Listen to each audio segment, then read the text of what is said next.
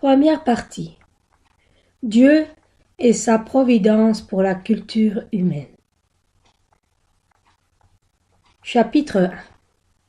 Qui est Dieu?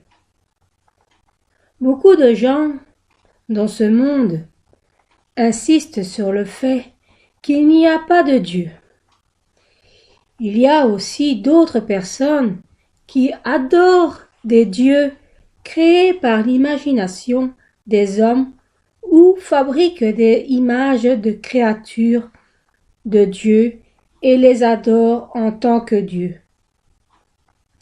Mais malgré que nous ne puissions pas le voir, Dieu vit sûrement et il n'y a que ce seul Dieu que nous pouvons adorer.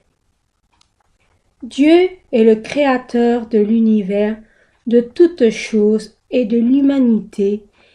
Il est le régisseur et le juge de toutes choses. Quel genre d'être est Dieu? En fait, il n'est pas facile pour un homme d'expliquer Dieu. L'homme n'est qu'une créature de Dieu, transcende toutes les limites de l'homme. Dieu est sans limite. Peu importe comment nous contemplons avec notre propre connaissance, nous ne pouvons ni connaître ni comprendre Dieu. Il y a beaucoup de gens qui proclament qu'ils croient en Dieu, mais beaucoup d'entre eux n'expérimentent pas l'amour de Dieu et n'ont pas l'assurance du salut. Lorsque un leur pose la question « Quel est le Dieu auquel vous croyez ?» Beaucoup de gens ne peuvent pas donner de réponse précise. Un enfant devrait connaître son père. Il devrait être capable de parler à son père et de partager l'amour avec lui. Si tandis que vous confessez être un enfant de Dieu, vous ne connaissez pas Dieu le Père et que vous n'avez pas de communion avec lui. C'est difficile d'avoir l'assurance du salut et de mener une vie en Christ remplie du Saint-Esprit. Mais malgré que nous ne puissions pas tout savoir de Dieu, il y a des choses de base que nous devons savoir en tant qu'enfants de Dieu. Je vais parler de 4 différents aspects de qui est Dieu. Premier, Dieu est le Créateur. Le mensonge de darwinisme. Dans Psaume 51, 1 dit « L'insensé dit dans son cœur, il n'y a pas de Dieu. Ils sont corrompus et leurs voies sont viles. Aucun d'eux ne fait le bien, l'insensé et le méchant, essayant de digner Dieu uniquement parce qu'ils ne peuvent pas le voir. » Les darwinismes disent que les organismes vivants sont issus d'organismes de bas niveau, qui évoluent vers les organismes de plus haut niveau. Mais Genèse 1:21 dit « Dieu créa les grands poissons et tous les animaux vivants qui se meuvent, et que les eaux produiront en abondance selon leur espèce. Il créa aussi tous les oiseaux ailés selon son espèce. Dieu vit que c'était beau. » Et Genèse 1:25 dit « Dieu fit les animaux de la terre selon leur espèce, les bétails selon leur espèce, et toutes les reptiles de la terre selon leur espèce. Dieu vit que c'était beau. » Et il y a eu des légers changements dans leur aspect avec le temps qui passe, mais Dieu a créé toutes choses selon leur espèce. Les poissons n'ont pas évolué pour devenir des mammifères, et puis les mammifères des oiseaux. Les singes n'ont pas évolué en êtres humains. Les singes ont été créés en tant que singes, et les êtres humains en tant qu'êtres humains. De même seul, l'homme a été créé comme un être qui est un esprit, une âme et un corps à l'image de Dieu. Peu importe la manière dont un singe ressemble à un être humain, il ne peut réaliser l'existence de Dieu ni l'adorer comme le fait un homme, parce qu'il n'y a pas d'esprit. Un singe va-t-il rechercher Dieu? Connaîtra-t-il la vie à venir, les cieux et l'enfer, et essayera-t-il de vivre une bonne vie? 2. Mes frères et sœurs. Le christianisme est vrai. Genèse 1:1 dit: Au commencement, Dieu créa les cieux et la terre. Le chapitre 1 de Genèse nous dit que pendant 6 jours Dieu a créé les cieux et la terre au départ de rien, par sa parole. Le dernier jour des 6 jours de la création y a fonctionné le premier homme, Adam, l'ancêtre de toute l'humanité. Romains 1:20 dit: En effet, les perfections invisibles de Dieu, sa puissance éternelle et sa divinité se voient comme à l'œil nu depuis la création du monde, qu'on les considère dans ses œuvres. Ils sont donc inexcusables. Il dit que malgré que les qualités de Dieu et sa nature divine ne sont pas visibles pour nous, on peut clairement le voir dans toutes choses. Cela veut dire que nous n'avons pas cru en Dieu, parce que nous savions pas, malgré le fait que nous ne voyons pas directement Dieu, nous pouvons voir qu'il y a Dieu le Créateur et qu'il n'y a qu'un seul Créateur, parce que la présence de Dieu, le Créateur, est présent en toutes choses de l'univers qui ont été créées par Dieu. 3e, mes frères et sœurs, évidence de la création. Laissez-moi vous donner un exemple. Il y a beaucoup de gens dans ce monde. Il y a de nombreuses races et groupes ethniques qui ont des langues, de culture et des couleurs de peau différentes. Mais tous ont quelque chose en commun. Tous les gens de tous les groupes ethniques ont 2 yeux. Ils ont tous 2 oreilles, un nez et une bouche.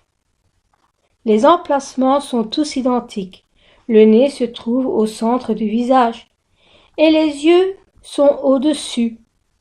La bouche est en dessous du nez et les oreilles sont de part d'autre du visage. Mais il n'y a pas que l'être humain qui ont la même structure et la même position. C'est pareil pour les animaux, les oiseaux dans le ciel, les insectes et les poissons dans la mer. Il y a une subtile différence en fonction des traits de chaque espèce, mais en principe, ils ont toutes la même structure. Depuis, ils ont aussi la même structure, l'appareil digestif et du système de reproduction.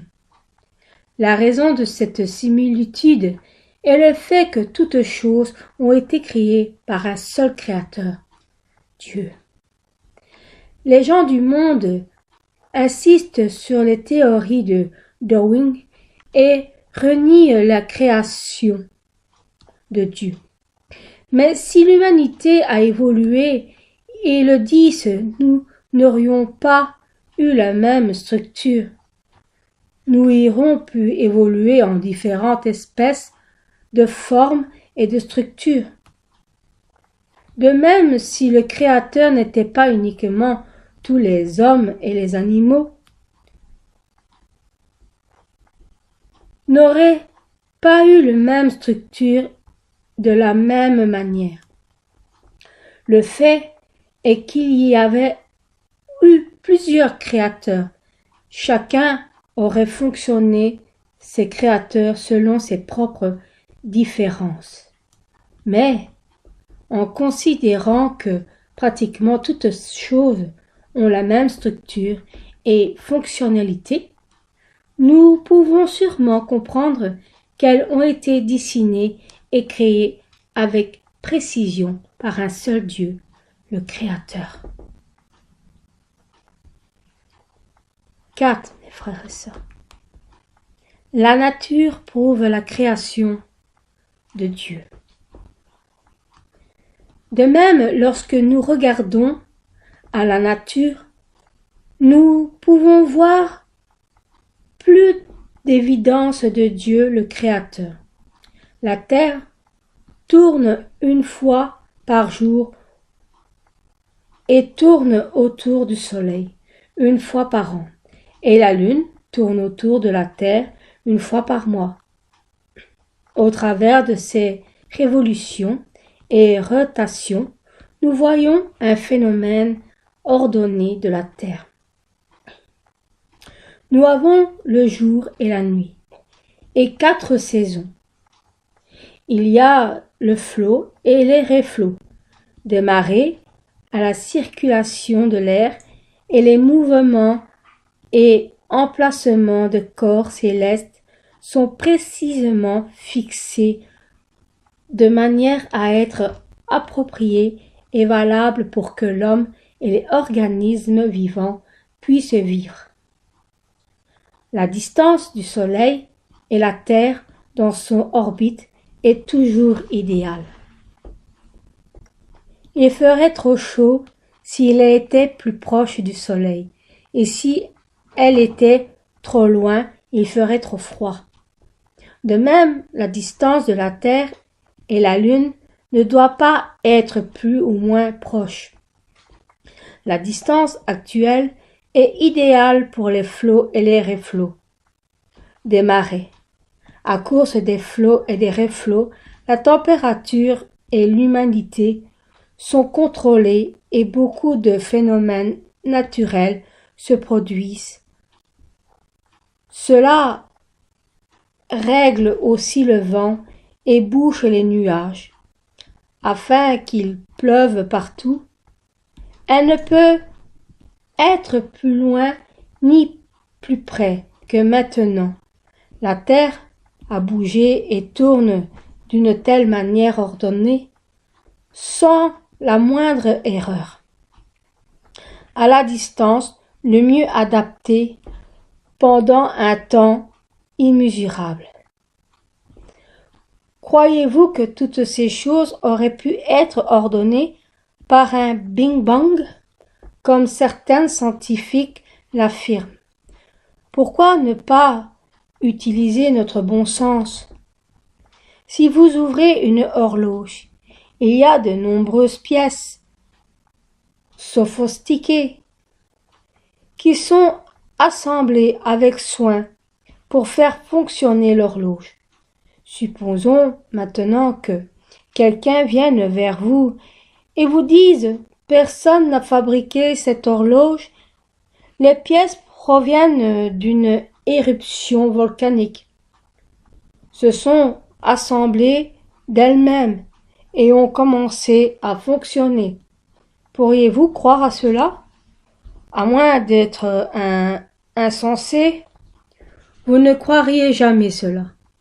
Cependant, dire que le monde et toutes choses qu'il contient ont été faites par l'évolution a encore moins de sens que cela. Comment le mouvement de l'univers, qui est incomparablement plus précis et exact que celui d'une horloge, peut-il être le fruit de la chance? Comme un univers tel ordonné peut-il se mouvoir par lui-même dans un tel ordre? Cela est uniquement possible parce que l'univers et tout ce qu'il contient a été formé et créé et a été géré par la sagesse de Dieu. Dieu, le Créateur, a fait toutes ces choses par sa puissance et il les a fait se mouvoir parce que nous possédons ce genre d'évidence. Personne ne pourra donner une excuse au jour du jugement. 5. Mes frères et sœurs. Pourquoi les gens ne croient-ils pas dans la création? Pourquoi les gens ne croient-ils pas en voyant de telles preuves évidentes de la création? C'est parce qu'ils ont l'habitude de ne croire que ce qu'ils voient avec leurs yeux, touchant avec leurs mains et comprennent avec leurs pensées et leur intelligence. D'où viennent alors leurs pensées et leurs connaissances? L'ont-ils depuis leur naissance? Ils ont appris leur connaissance en étudiant et en écoutant ceux qui ne croient pas en Dieu, et leurs pensées viennent d'un tel type de connaissance. Ils n'essayent pas d'imaginer qu'il existe un Dieu vivant, invisible. Ils ne reconnaissent pas les signes et les miracles relatés dans la Bible. Mais toutes les paroles dans la Bible sont vérité. Et il est vrai que Dieu a créé les cieux et la terre. Et les signes, les miracles et les œuvres de puissance ont effectivement eu lieu. Ces choses ne peuvent être faites que par Dieu le Créateur. Il essaye de renier la Bible parce qu'elle n'est pas compréhensible ou digne de foi pour eux à travers leur connaissance et de leurs pensées limites. Mais tous les signes et miracles dans la Bible sont tous vrais.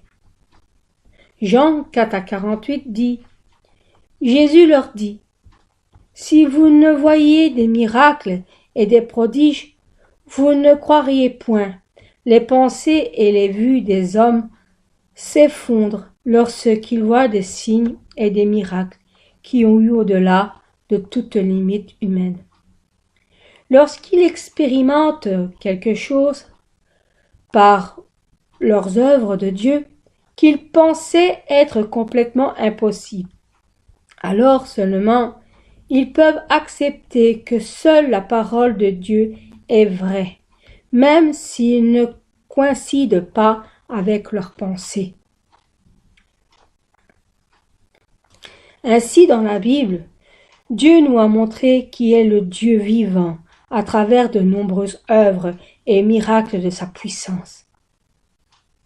À Pharaon et à ses ministres, Moïse a démontré le Dieu vivant à travers des 10 plaies.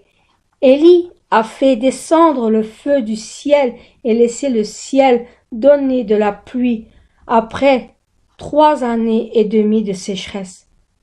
Jésus a prouvé qu'il était le Fils de Dieu au travers des signes et des miracles. L'apôtre Paul a guéri des malades et des infirmes, chassé les démons et ressuscité des morts au nom de Jésus-Christ. Lorsque les gens ont vu ces choses qui ne pouvaient avoir été faites que par Dieu le Créateur.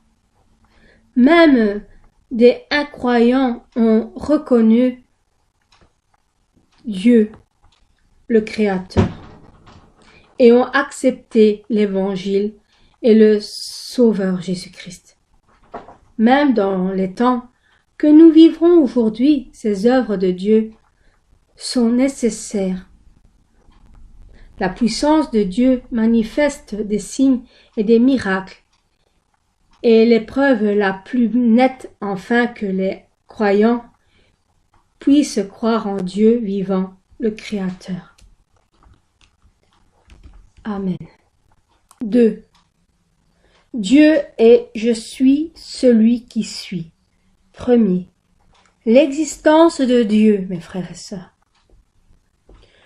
Lorsqu'ils ont entendu que Dieu a créé tout l'univers et toutes choses qui s'y trouvaient, il y a certaines personnes qui ont posé la question.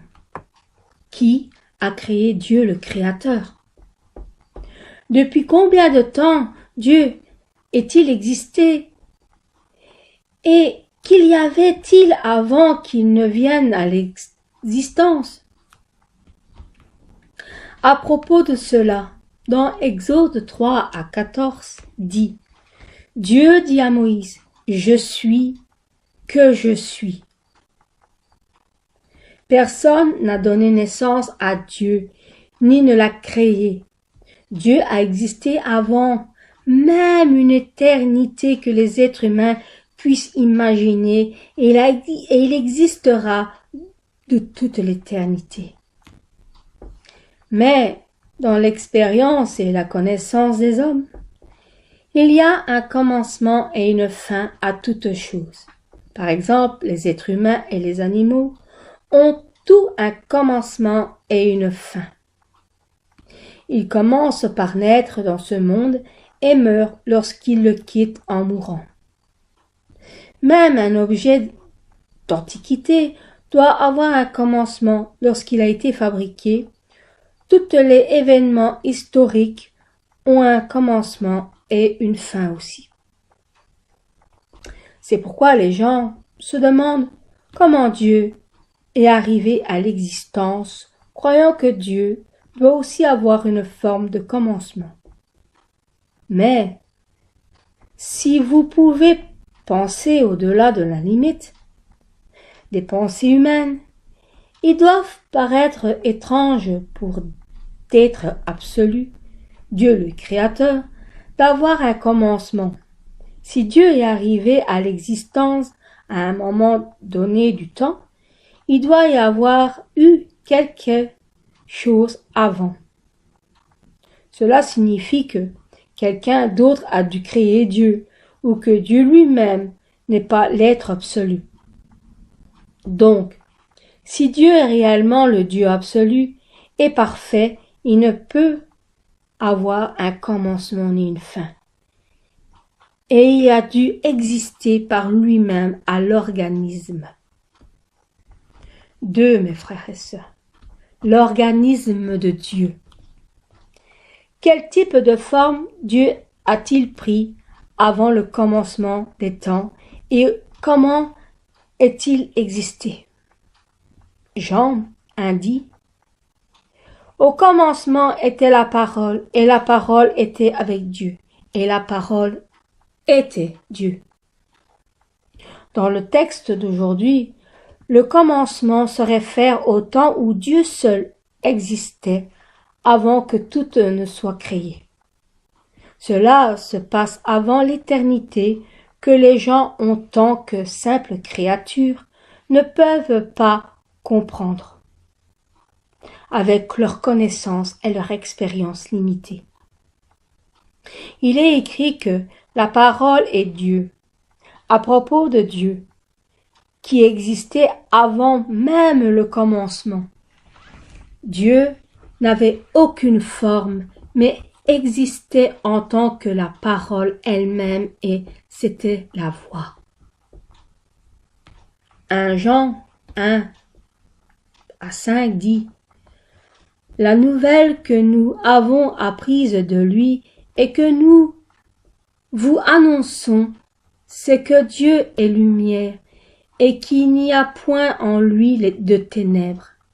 Ici, la lumière et les ténèbres ont une signification spirituelle.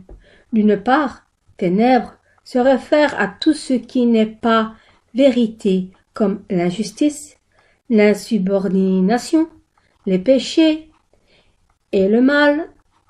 D'autre part, la lumière se réfère à tout ce qui appartient à la vérité, tel que l'amour, la bonté et la justice. Dans la lumière, il n'y a pas de péché ni de mal. Dieu n'était pas uniquement spirituel, la lumière, mais il existait aussi en tant que lumière. Dieu était la parole qui existait sous la forme d'une lumière belle et mystérieuse au-delà de toute imagination, avec le son d'une carillon provenant de l'intérieur. Il existait en tant que voix claire, transparente, douce, calme et pourtant puissante, qui peut résonner dans tout l'univers en tant qu'une lumière extrêmement belle que l'homme ne peut réaliser. En tant que lumière et voix, à un moment donné, Dieu a conçu la création des êtres humains afin d'avoir ceux avec qui il pouvait partager son amour. Afin d'accomplir son plan pour l'homme, il s'est tout d'abord divisé lui-même en Trinité.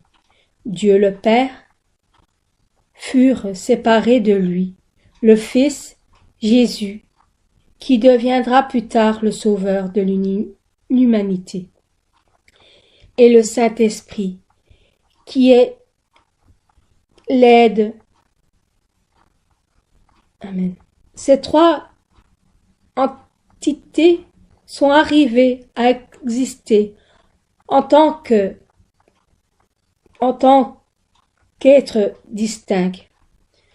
Mais leur organisme est le même, c'est pourquoi nous l'appelons Dieu la Trinité. Troisième, mes frères et sœurs, l'image de Dieu. Lorsque la Trinité s'est séparée du Père, Dieu, il a pris une forme spécifique à notre image. Selon notre ressemblance, Dieu a créé l'homme à son image, en réalisant à l'image de Dieu la Trinité, le Père, le Fils et le Saint-Esprit. Nous ne pouvons donc voir à quoi ressemble Dieu juste en nous regardant nous-mêmes. Dieu, la Trinité, a créé l'homme à sa propre image. Bien sûr, l'image n'est pas uniquement l'aspect extérieur, mais aussi le cœur de Dieu. Quatrième, mes frères et sœurs, le seul Dieu est son Fils. Contrairement aux hommes qui ont des créatures, Dieu est « Je suis celui qui suis ». Il a existé avant l'éternité et existera au-delà de l'éternité. Le Dieu qui est « Je suis celui qui suis » est le seul Dieu parfait et véritable. C'est lui seul que nous devons adorer et aimer. Certaines personnes ne savent pas cela et adorent des idoles qui sont faites par les hommes et les fonctionnent avec du bois, du métal ou de la pierre. Ensuite, ils réfléchissent devant elles. Ils servent et adorent l'étoile polaire, la grande ours, le soleil, la lune, les anges qui sont dans les cieux. Si vos enfants ne vous reconnaissent pas, mais appellent d'autres personnes maman et papa, combien triste seriez-vous? De la même manière, lorsque les gens ne cherchent pas Dieu, qui est leur créateur, mais adorent des idoles qui sont faites par les hommes, cela ne briserait-il pas non plus son cœur? C'est pourquoi Dieu hait les adorations des idoles. Exode 23:5 dit: Tu n'auras pas d'autre Dieu devant ma face. Tu ne feras point d'image taillée, ni de représentation quelconque des choses qui sont en haut dans les cieux et qui sont en bas sur la terre, et qui sont dans les hauts plus bas que la terre. Tu ne te prosterneras point devant elles, et tu ne les serviras point, car moi, l'Éternel, ton Dieu, je suis un Dieu jaloux, qui punit l'iniquité des pères sur les enfants, jusqu'à la 3e et la 4e génération de ceux qui me haïssent. Seul Dieu qui existe par lui-même est le vrai Dieu, et nous ne devons adorer que lui seul. Nous devons nous rappeler encore une chose. Il n'y est possible à personne d'avoir été un parent de Jésus, qui est venu sur cette terre en tant que sauveur,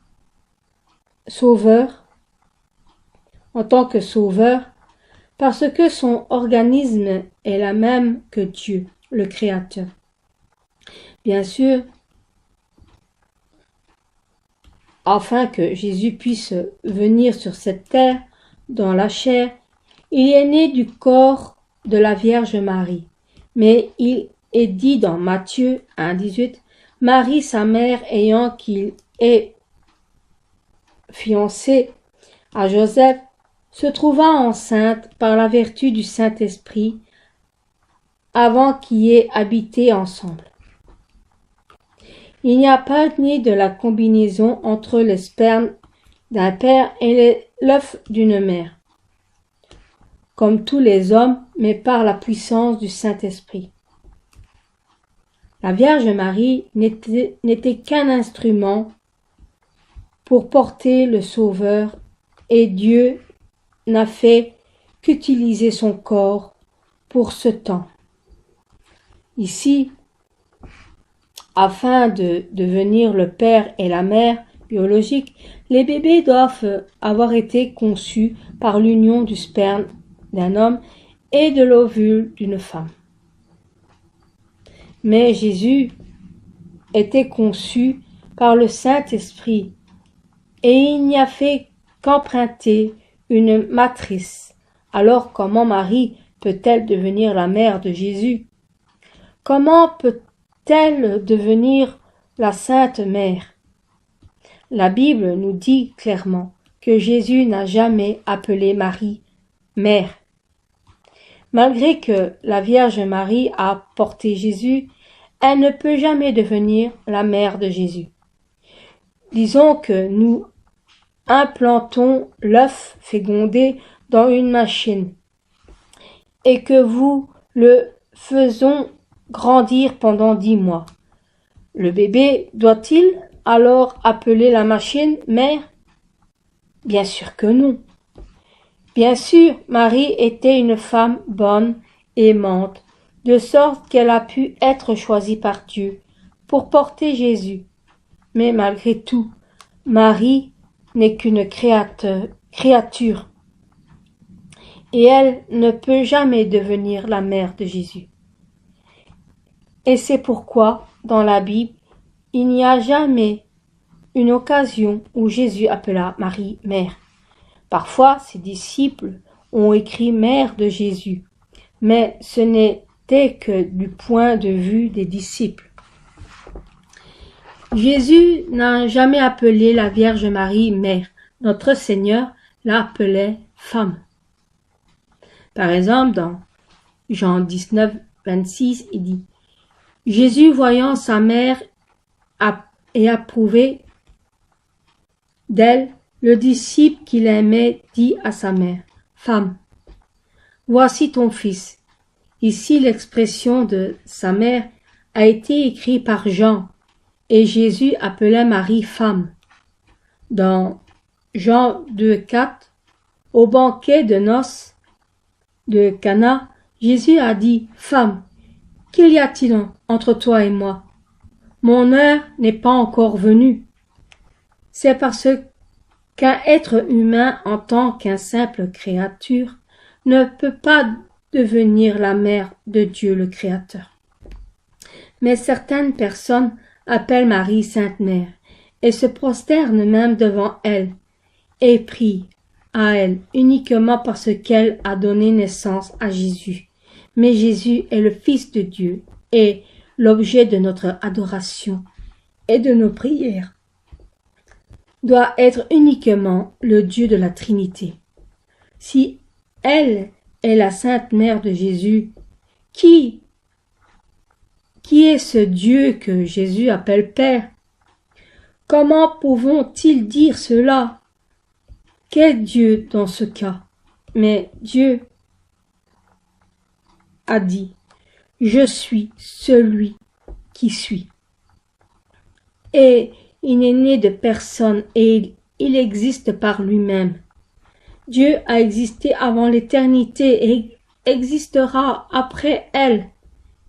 Il est l'alpha et l'oméga, le commencement et la fin. Notre Seigneur est issu de Dieu originel. Si ce Seigneur avait une mère, alors qu'est Dieu le Père? Cela n'a aucun sens. Mes frères et sœurs, le 3. Dieu est omniscient et omnipotent.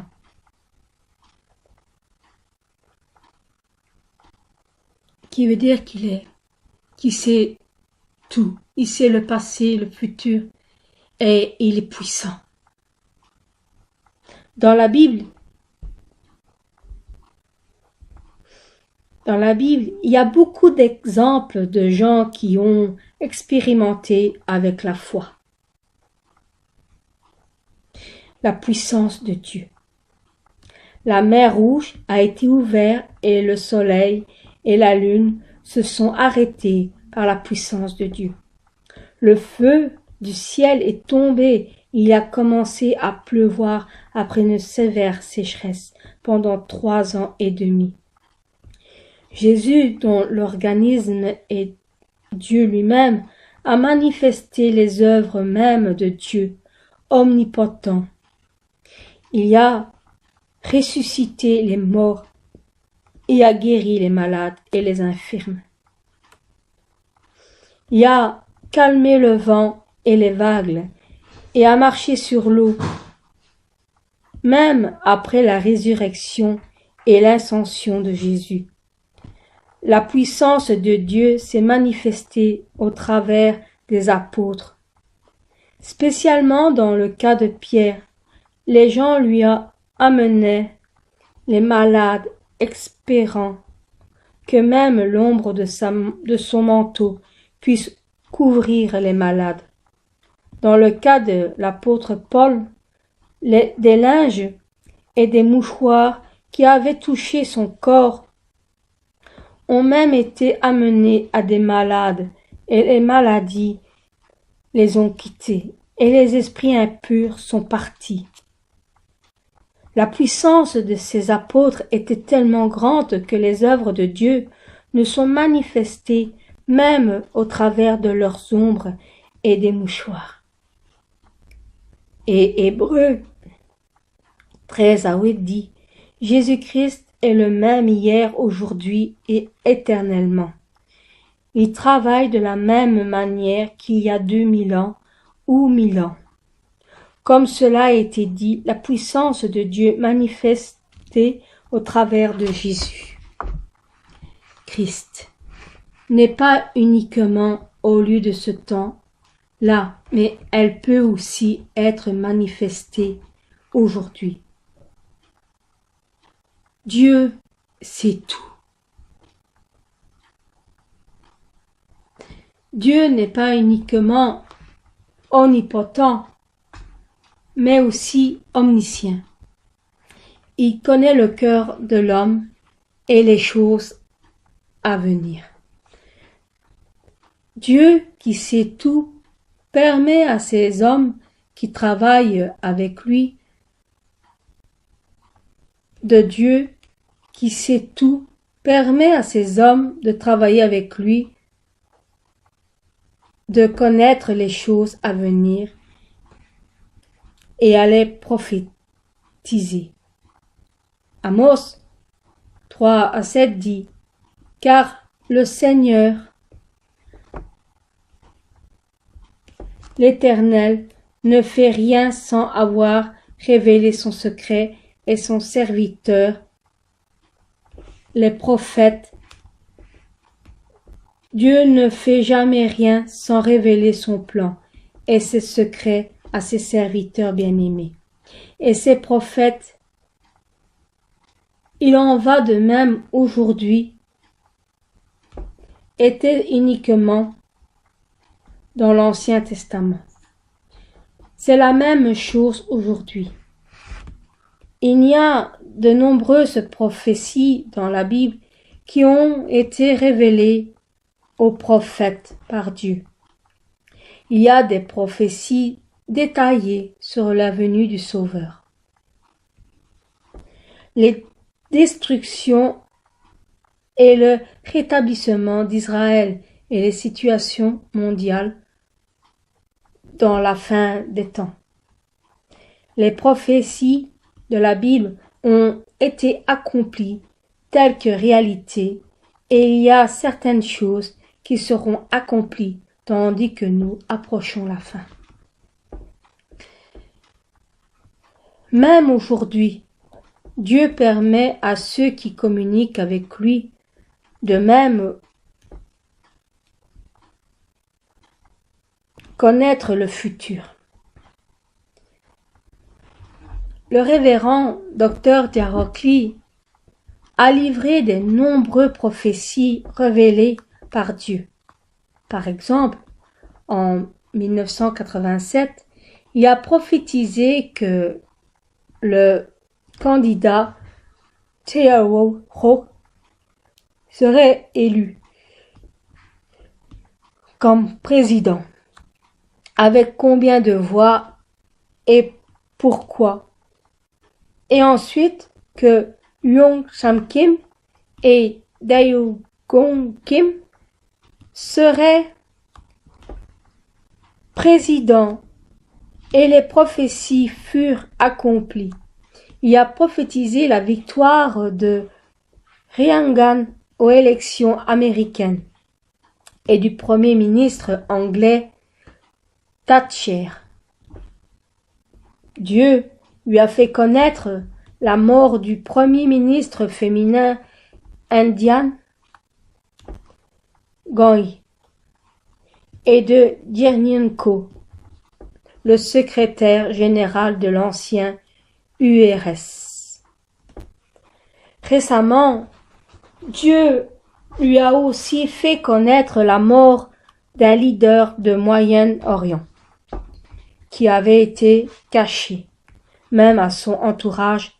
Personne, même les habitants de ce pays, ne connaissait pas ce fait. Mais Dieu le lui a fait savoir.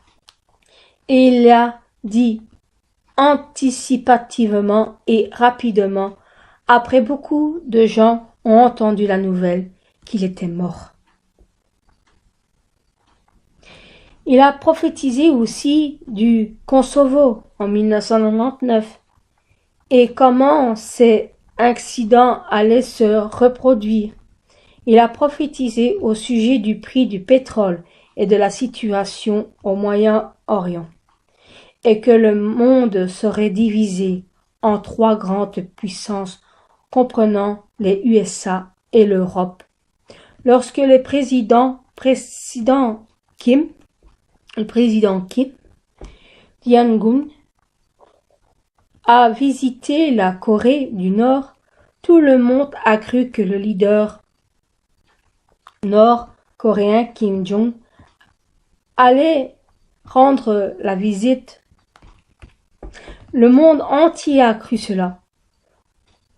Tous les articles dans les quotidiens spéculaient sur la visite, mais le révérend Dr. Diarocli a proclamé à l'hôtel qu'il ne viendrait pas. fut ainsi et a aussi prophétisé que la politique du soleil allait échouer et que la Corée du Nord ouvrirait ses portes et les refermerait. De plus, Dieu nous a donné de nombreuses prophéties à chacun d'elles et en voie d'accomplissement comme annoncé. Dieu est capable de faire même ce qui n'est pas possible avec la capacité humaine. Dieu connaît toutes choses du passé, du présent et du futur. Dieu, qui connaît le cœur de l'histoire mondiale, connaît également le cœur et le futur de chacun d'entre vous. J'espère que vous remettez votre vie entre les mains de Dieu, omniscient et omnipotent.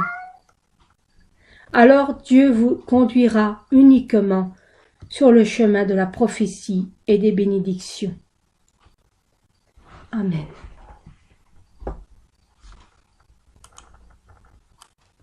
« 4. Dieu est l'auteur de la Bible. Premier, mes frères et sœurs. La Bible est son auteur. Lorsque vous venez à l'église, chacun reçoit un peu de la Bible. Le chemin du salut est clairement mentionné dans la Bible. Elle explique pourquoi Dieu a créé les êtres humains, comme il a conduit l'histoire mondiale, et au sujet du commencement et de la fin, et de la culture humaine. Elle nous décrit aussi clairement les cieux et l'enfer, le Seigneur et Sauveur Jésus-Christ, et le devoir de l'homme lorsque vous croyez ces choses et que vous les pratiquez. Vous gagnerez le salut et la vie. Alors vous gagnerez les qualifications pour entrer dans le royaume des cieux. Il y a de nombreux livres dans ce monde, mais seule la Bible peut apporter le salut et la vie aux hommes. La Bible contient 66 livres dans son entièreté, 39 livres dans l'Ancien Testament et 27 dans le Nouveau Testament. Il est connu que 34 personnes ont écrit la Bible, 26 personnes pour l'Ancien Testament et 8 pour le Nouveau Testament. Par exemple, la Genèse a été écrit par Moïse et l'Ecclésiaste pour Salomon. Ésaïe a été écrit par Isaïe. Le Nouveau Testament a été écrit par les gens comme l'apôtre Paul, Pierre, Jacques et Jude, et l'évangile de Matthieu, Marc, Luc et Jean sont appelés du nom de leur auteur. Il a fallu 1600 années au total pour écrire la Bible, 1500 pour l'Ancien Testament et 100 années pour le Nouveau Testament. La Bible est donc une collection de livres écrits par 34 personnes sur une période de 1600 années. Mais l'auteur de toute la Bible est Dieu, mes frères et sœurs, Dieu. Comme nous l'avons vu, il y a 34 écrivains, mais ils n'étaient pas les auteurs, mais les copieurs. Laissez-moi vous donner un exemple. Disons qu'une mère qui habite avec son fils aîné vous écrit à son fils cadet, qui vit séparément.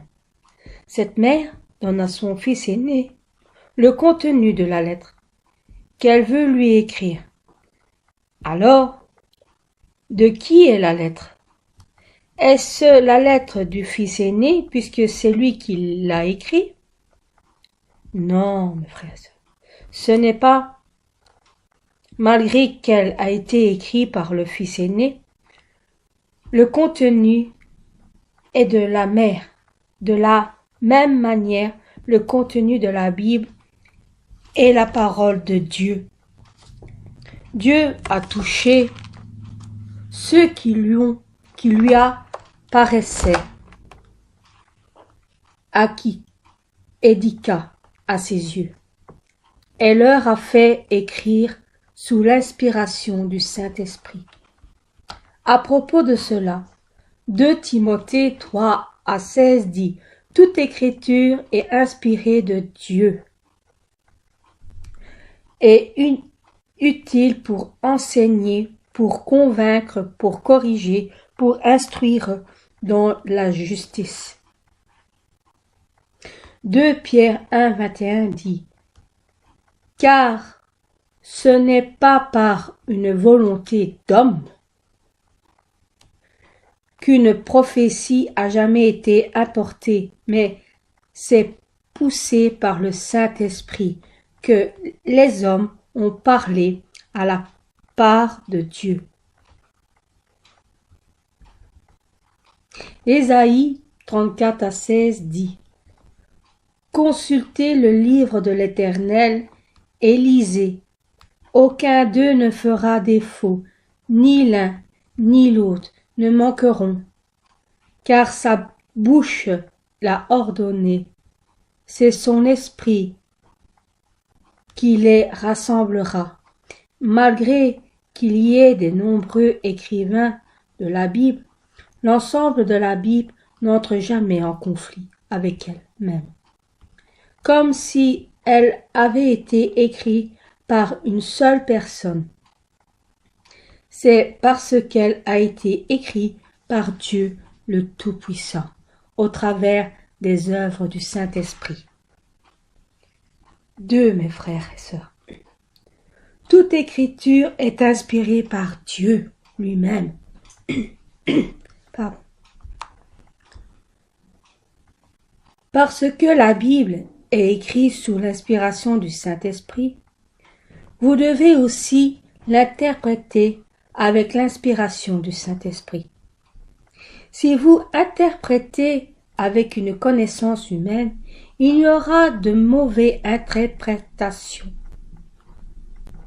2 Pierre 3:16 dit « C'est ce qu'il fait dans toutes les lettres où il parle de ces choses dans lesquelles il y a des points difficiles à comprendre, dont les personnes ignorantes au mal infirmi, tordant les sens, comme celui des autres écritures, pour leur propre ruine. » Aujourd'hui, il y a tant de gens qui tombent dans la destruction de cette manière.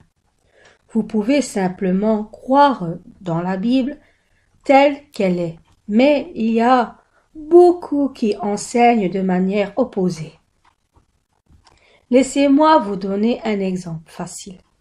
Actes 2:21 dit « Quiconque invoquera le nom du Seigneur sera sauvé. » Mais uniquement par ces versets, nous ne pouvons pas comprendre complètement la volonté de Dieu à propos du salut. Donc, si vous dites que vous serez sauvés simplement en appelant le nom du Seigneur avec ce verset, seulement vous méprenez sur la Bible. Vous vous basez de cette manière sur des mauvaises informations, comme il est dit dans Matthieu 7:21. Tous ceux qui m'appellent Seigneur, Seigneur n'entreront pas dans le royaume des cieux. Vous n'entrerez pas dans le royaume des cieux en criant simplement Seigneur, Seigneur, mais uniquement celui qui fait la volonté de mon Père qui est dans les cieux. Nous ne pouvons pas satisfaire aux conditions du salut uniquement en invoquant le nom du Seigneur. C'est pourquoi Romains 10:10 dit « Car c'est en croyant du cœur qu'on est justifié et c'est en confessant de la bouche qu'on parvient au salut. Ce sont donc uniquement ceux qui sont justifiés en croyant dans leur cœur qui seront sauvés en confessant de leurs lèvres. Vous ne serez pas sauvés uniquement en connaissant dans votre tête et en disant « Seigneur, je crois ». Qu'en est-il alors d'être cru? Jacques 2, 14 dit « Mes frères, que sert-il à quelqu'un de dire qu'il a la foi s'il n'a pas les œuvres? Cette foi peut-elle le sauver? Ils disent ceux qui ont la foi, mais ils ne vivent pas selon la parole de Dieu. Ils ne gardent pas les commandements de Dieu. Ils ne vivent pas dans la lumière. Alors ce type de foi va-t-il les sauver? Notre Seigneur dit non. Ceux qui sont justifiés en croyant dans leur cœur seront suivis par l'épreuve de leur œuvre. Si vous croyez réellement que Jésus est mort pour pardonner vos péchés, amen, les œuvres suivront comme vous vivez selon la parole de Dieu. Comme vous aimez Dieu et le Seigneur qui a donné sa vie pour vous, vous ne voudrez pas blesser le cœur de Dieu et vous allez naturellement commencer à chasser le péché. De même, si vous croyez réellement en l'amour du Seigneur, vous aimerez vos frères comme vous-même. Vous ne haïrez pas, ni n'éverez, ni jugerez, ni condamnerez, ni chercher votre propre intérêt.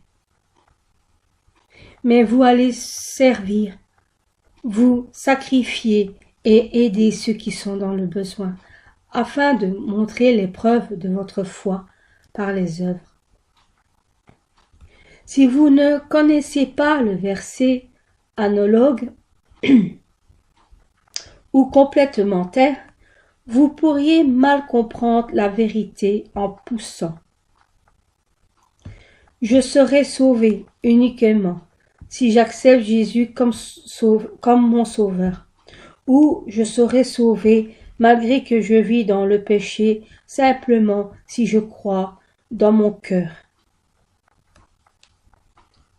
Ainsi donc, vous continuerez à commettre des péchés et par conséquent, vous ne gagnerez pas par la vie, mais au contraire, vous auriez dans le destruction, vers la destruction, mes frères et sœurs.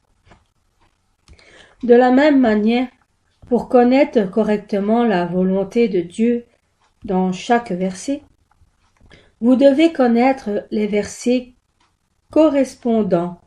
De cette manière, vous comprendrez correctement la signification spirituelle. Amen. 3, mes frères et sœurs. Accomplissement des prophéties de l'Ancien Testament.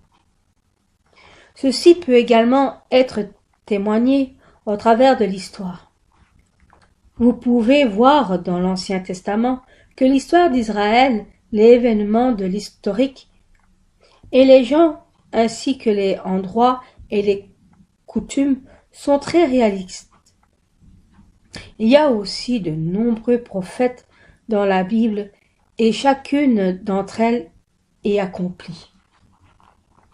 Par exemple, Luc 19, 43 à 44 dit « Il viendra sur toi des jours où tes ennemis t'environneront de tranchées, t'enfermeront et te serreront de toutes parts. Ils te détruiront, toi et tes enfants, au milieu de toi, et ils ne laisseront pas en toi pierre sur pierre, parce que tu n'as pas connu le temps où tu étais visité. » Ceci est la prophétie de Jésus à propos de la destruction de Jérusalem. Environ 40 ans après cette prophétie, vers 70 après Jésus-Christ, la ville de Jérusalem a été détruite par le général Titus de l'Empire romain. Le processus s'est passé tout comme Jésus l'avait dit. L'armée romaine a construit des tranchées autour des remparts de la ville. Après avoir conquis la ville, ils ont brutalement tué les enfants et détruit tous les bâtiments en ne laissant pas pierre sur pierre. De plus, il y a des prophéties sur de nombreux événements historiques, et les plus importants sont des prophéties à propos de Jésus pour accomplir le chemin du salut, qui est le sujet principal de la Bible. Le Sauveur a dû venir pour sauver les êtres humains qui étaient tous des pécheurs. Dieu a donc donné de multiples prophéties à différents endroits dans l'Ancien Testament au sujet de Jésus qui deviendrait le Messie. Sa naissance, son ministère, ses souffrances et sa résurrection. Lorsque le temps fut venu, comme Dieu l'avait promis, il a envoyé Jésus dans ce monde. Le Nouveau Testament relate en détail comment Jésus a accompli ses prophéties de l'Ancien Testament. Ésaïe 7,14 dit « C'est pourquoi le Seigneur lui-même vous donnera un signe. Voici la Vierge deviendra enceinte, et elle enfantera un fils, et elle lui donnera le nom d'Emmanuel. » Michée 5:1 dit « Et toi, Bethléem, Ephrata, petite entre les milliers de Juda, de toi sortira pour moi celui qui dominera sur l'Israël. » Et dans les activités remonte au temps ancien et au esprit né de la Vierge Marie, dans le mangeoire d'une étable de Bethléem. Également, lorsque Jésus est né, le roi Hérode a ordonné que tous les garçons en dessous de l'âge de 2 ans soient tués dans l'intention de tuer Jésus. Mais en ce temps-là, Dieu avait déplacé Jésus vers l'Égypte au travers d'un rêve de Joseph. Après la mort du roi Hérode, Dieu les rappela en Israël en travers d'un autre rêve dans l'Ancien Testament. Osée 11:1 Prophétie concernant ce fait. De l'Égypte, j'ai rappelé mon fils. Lorsque Jésus est entré dans Jérusalem, il était monté sur un ânon, comme prophétisé dans Jachérie 9:9, qui dit « Réjouis-toi, ô fils de Sion, crie de joie, fille de Jérusalem. Voici ton roi vient à toi.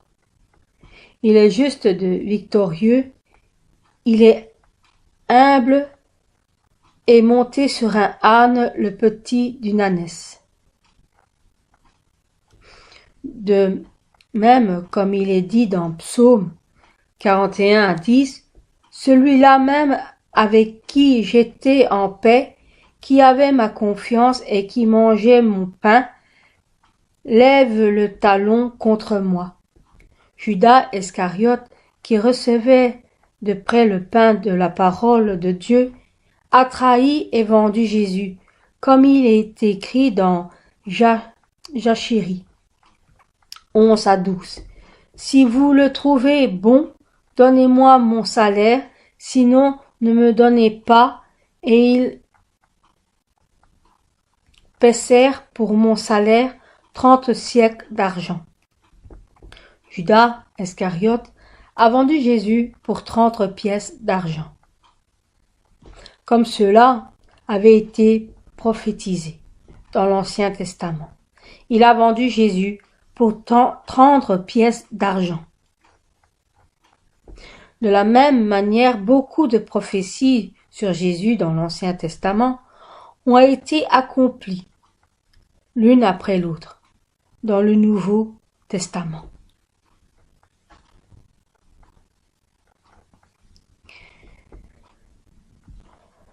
Quatre, mes frères et sœurs. L'histoire témoigne de la Bible. Il n'y a pas que la Bible. L'histoire aussi témoigne de Jésus. En effet,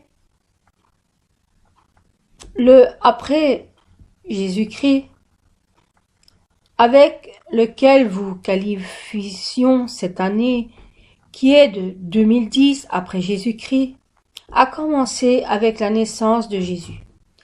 Si nous disons l'année 2010, cela signifie que en 2010 années se sont écoulées depuis la naissance du Seigneur sur cette terre pour nous sauver. Nous connaissons notre ère Anno Domini depuis la naissance de Jésus. 1 Corinthiens 15-6 nous dit aussi qu'il y a 500 personnes qui ont témoigné de la résurrection du Seigneur. Il dit, après cela, il est apparu à plus de 500 frères à la fois, dont la plupart sont encore vivants et dont quelques-uns sont morts.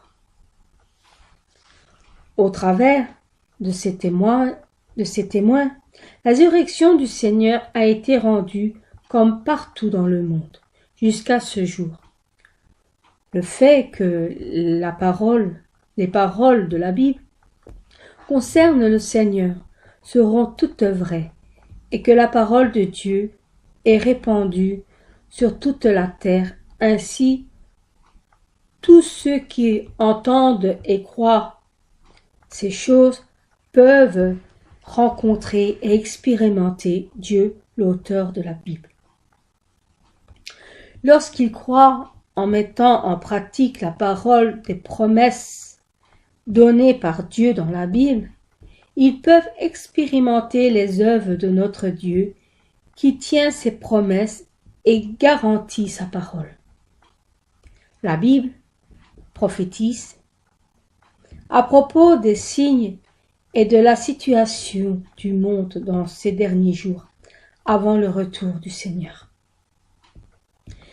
Elle prophétise aussi sur les choses à venir, comme les 7 années de la grande tribulation, la 3e guerre mondiale, le millénium, le jour du jugement et au sujet des cieux et de l'enfer. La Bible nous dit aussi en détail comment nous, qui vivons dans ce flot de l'histoire, pouvons recevoir le salut et la bénédiction, et comment nous pouvons atteindre les royaumes des cieux, le royaume des cieux, mes frères. Mais certaines personnes, malgré qu'elles professent leur foi en Dieu, ne croient pas que la Bible est la parole de Dieu. Il y a d'autres qui disent croire que la Bible est la parole de Dieu, mais ne croient pas complètement à toutes les paroles de la Bible. C'est ainsi que, lorsque la Bible ne coïncide pas avec leurs pensées ou leur intérêt, ils n'ageront pas selon elle. La Bible est certainement la parole de Dieu, qui est complètement garantie par Dieu. C'est pourquoi, à ceux qui croient dans la promesse de la Bible et les mettant en pratique, Dieu les bénit comme il l'a promis. Comme nous l'avons vu jusqu'à ce point, Dieu est le créateur de toutes choses et je suis celui qui suis. Il est omniscient et omnipotent, et l'auteur de la Bible, bien sûr. Il y a beaucoup d'autres manières de l'expliquer. Dieu est lumière, amour, le juge, le jugement final à notre Père qui nous aime. Toi et moi, au plus vous lisez la Bible, la méditez et agissez selon elle, au plus de choses vous allez réaliser à propos de Dieu et sûrement vous allez rencontrer le Dieu Père d'amour.